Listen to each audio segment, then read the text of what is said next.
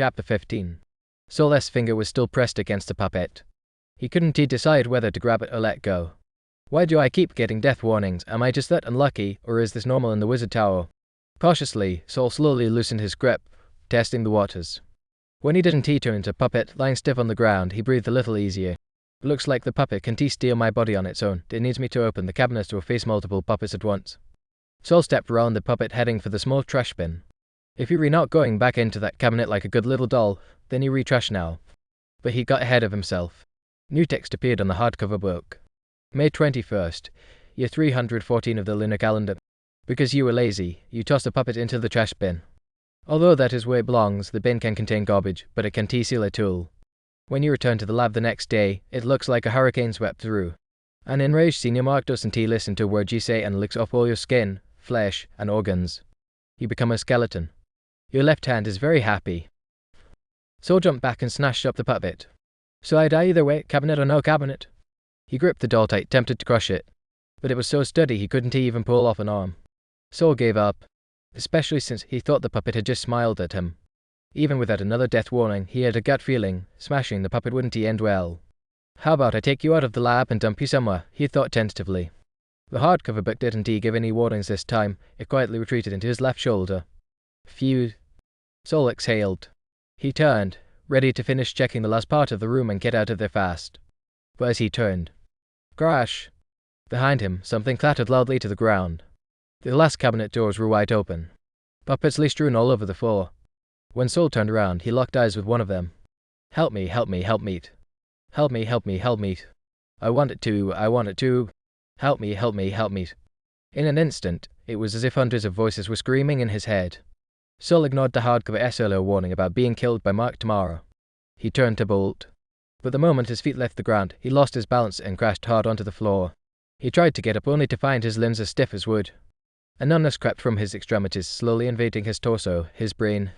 No! He remembered what Monica had said about meditation. Desperately, he visualized the movements of the walking human monster diagram in his mind. He had no actual diagram, no crystal orb to assist him, but in this life or death moment, Sol managed to enter a meditative state. The chaotic voices dulled but didn't disappear. The numbness in his organs began to recede, retreating to his limbs. If Monica were here, she'd be stunned. Sol's mental aptitude was even greater than she had imagined. But he still couldn't move. His limbs were stiff like logs. Wait, my left hand could still move.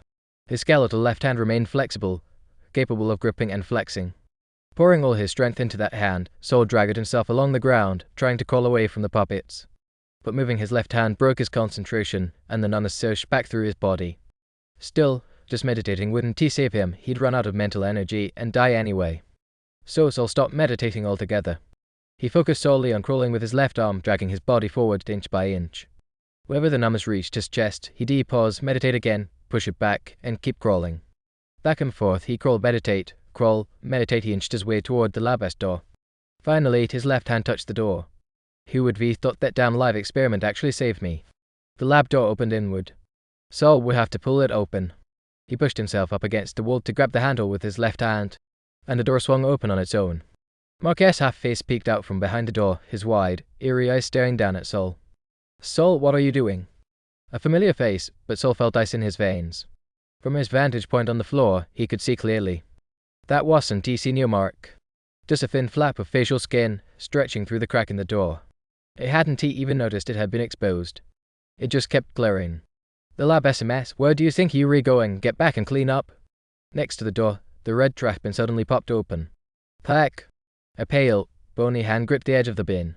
Knuckles bulging, fins popping, it was clearly straining, trying to climb out. Behind Sol came a low, sloshing gurgle. Something was rolling toward him. His teeth chattered. Even after becoming a maid apprentice, he was still weak, helpless, and waiting to die. The hardcover book flew up in front of him again, pages flipping furiously, no pauses. Each page showed the same giant word. Duh. It didn't even bother describing how he'd die this time. Ha ha ha. Sol burst out laughing. Why is death always after me? Is my meat that delicious? Ha ha ha. He was cracking. Come on, all of you, let us go. Let us see who is stronger after becoming freaks. Come on, ha ha ha. Bang. The door suddenly swung wide. The edge of the door smacked Sol in the forehead, knocking him down. Ugh. His laugh cut off. He clutched his head instinctively. Wait, I can move. The hardcover book quietly retreated to his left shoulder. No time to check, Saul quickly looked up. Marquette's half-face was gone. The door stood fully opened, and a man wrapped head to toe in pink bandages stepped inside. Only a pair of silver eyes remained visible. No ears, no nostrils, not even a strand of hair. Saul lay half-slumped on the floor, frozen by the silver gaze. His mind went blank. Not even fear remained. Luckily, the bandaged man just glanced at him, then turned toward the lab and murmured, "Back, all of you, back." Then he looked at Saul again. The chill in his gaze melted into something like gentle water. "A new apprentice, why are you spending the night in the lab?" The night? The moment the thought struck him, Saul's full mobility returned. He felt like himself again. He looked at the sand timer on the wall. At some point, it had fallen to the 11 o'clock mark. When Senior Mark left, it wasn't even 6 yet. How is it 11 already? From Saul's perspective, he'd only been alone in the lab for less than half an hour.